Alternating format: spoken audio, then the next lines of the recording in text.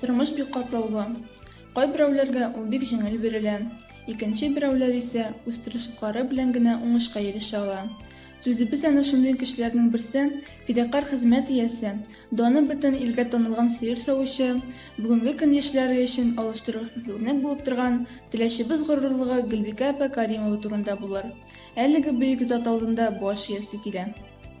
Социалистик хезмәт герое, КПССның 25-нче съезды делегаты, ТАССРның иң яхшы сыер савучысы, 2 тапкыр Ленин ордены, урак һәм чүкеч алтын медаленә ия булган Гөлбикә апа Кәримова турында әллә ничә томнан торган романнар язып булыр иде мөгаен. Гөлбикә апаның күңел сандыгында матур истәлекләр бихисап.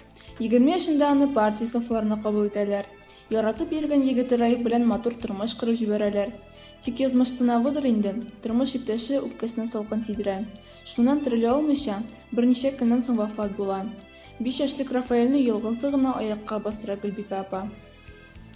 14 яшьлек Шандыр гәүдәле кызга печәнен дә, фуражын да, дәү-дәү кабакларын да тияргә бышытырга туры килә.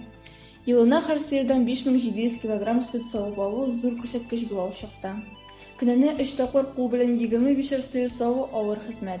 Йокысыз төннәр дә, сызланган чаклар да була, киртә куючылар да табыла, тик ул бирешми. Дохилар гади була дигән сүзләр аңа чын мәгънәсендә туры киләдер. Терлекчелектә бөтен хезмәт кул көче белән башкарылган заманнарда герой исеме алыр өчен күпме тир түгәргә туры килгәндер аңарга.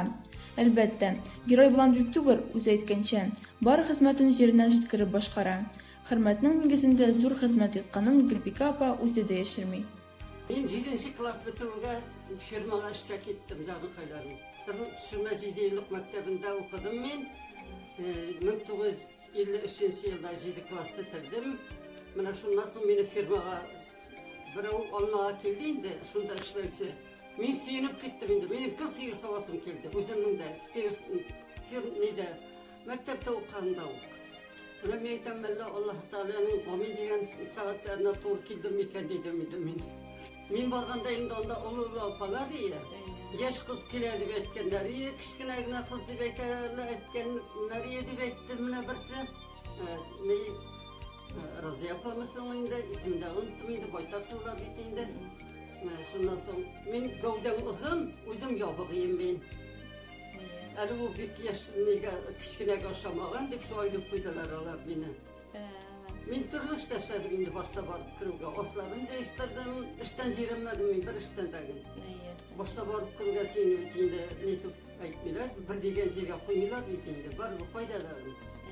Мұна сол тырышып ішлерге керек енді көңіліңі беріп, жаным қойда ішесің де, көңіліңі беріп ішлерге керек. Ішіңі яратып ішесің, бар-бір болар. Мен әйтем бет өзім сиырларны сол қатты яраттым. Олар күтуге қойған, күтуге апшып кеткенде біз үйге қайтсақ енді, артынан үйге қайталар еді. Олар да сол қатты яраталар еді өзімді. Бер вакыт колхозда малларга ашатырга азык бетә.